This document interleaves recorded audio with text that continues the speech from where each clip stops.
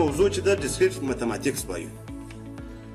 ډیسکریپټ ماتماتیکس کې دغه ټاپیکونه یا دغه موضوعګانې زه درس پر کوم یا پر دغه موضوعګان باندې لکچر اخلم. اول انټروډکشن ټو ډیسکریپټ ماتماتیکس نن یې وایو، صحیح دی.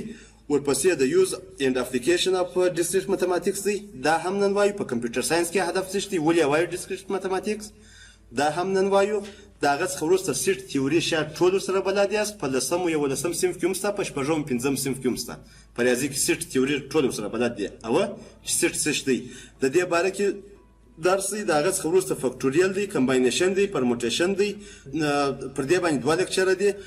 د هغه څخه وروسته انټروډکشن ټو سټاتستیک دی، د سټاتستیک پیژندنه ده چې سټاتستیک څه دی. ورپسې سمپل سپیس دی او ایونټس چې دا کوم موضوع ده، پر دې باندې یو لیکچر اخلم. 4 لیکچره پر پروبابیلیټي باندې اخلم، احتمالات.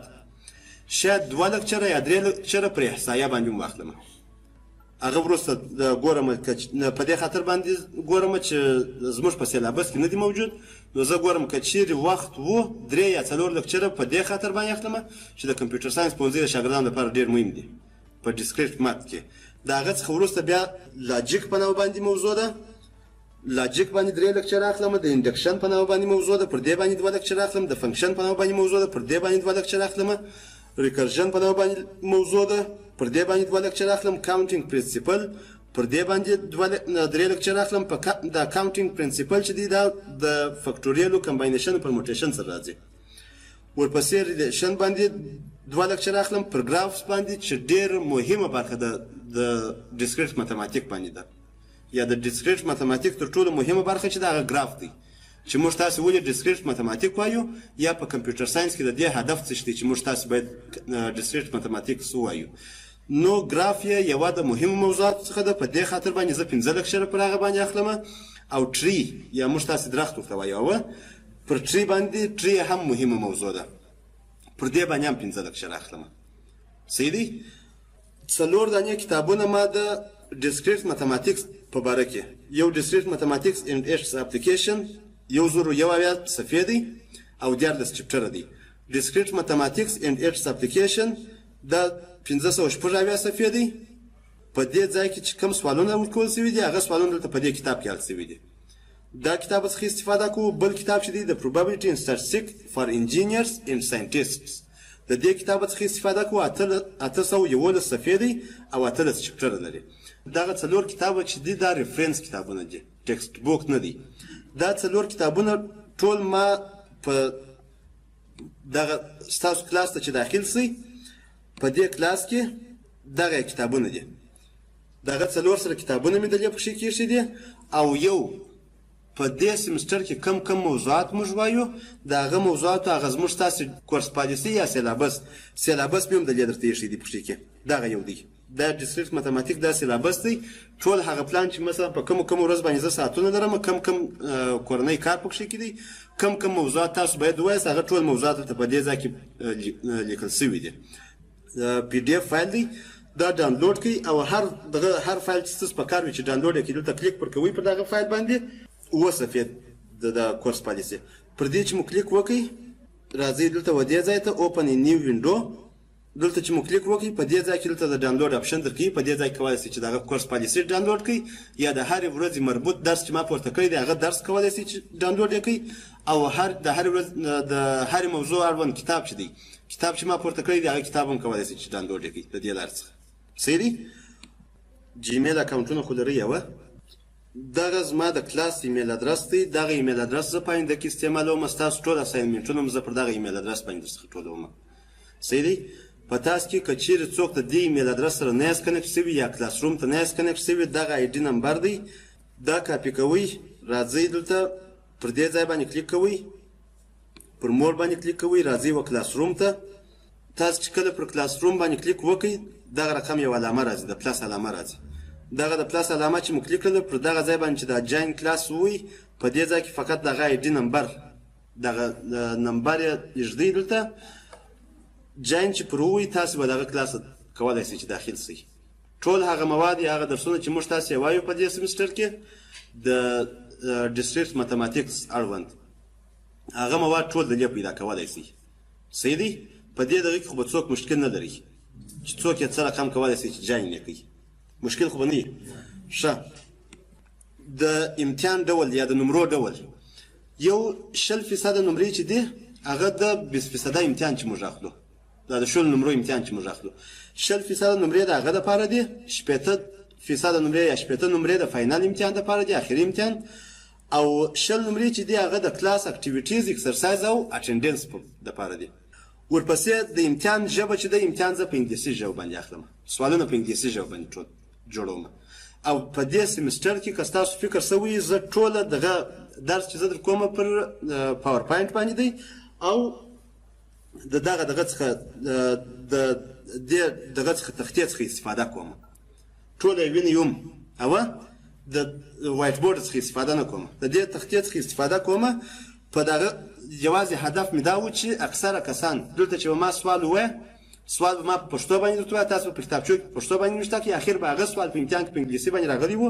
د چا به سر نور څخه خلاصېدی نو په دې خاطر باندې ما ټول د دې سیمستر دغه چې دی درس چې دی ټول زه پر پریزنټیشن باندې در کوم سوالونه هم پر دغه پریزنټیشن باندې درته جوړوم چې د سوال په هدف باندې مو سر خلاصي وروسته بیا د حل طریقه درته معلومیږي صحیح دی د دې څخه وروسته اساینمنټو دا خو مې درته وویل چې اساینمنټ مثلا پر څه رقم باندې کولی شي که چیرې په دې برخه کې څوک مشکل لري یا څوک پوښتنه لري ویې کوي استاد هم یک کارخانگی تاریخ مشخص می‌کنی یا تو آخر سمستر د کارخانگی دا ما په اول ورځ باندې وویل تر هغه وخت پورې چې تاسو په درس باندې سر نشئ خلاص تر هغه وخت پورې تاسو کارخانگی نه کوئ هر وخت چې مو د موضوع واخیستله په درس باندې مو ښه سر خلاص شو وروسته بیا کارخانگی کوئ د هغه لپاره ډیډلاین مهم نه دی چې زه ډیډلاین درته وټاکم صحیح دی یعنې کولی شئ چې د یوې موضوع اړوند 3 هفتې وروسته هم پوښتنه وکړئ چې زه په دا ځای کې مشکل لرم که چیرې ما په صنف کې نه کوي درته حل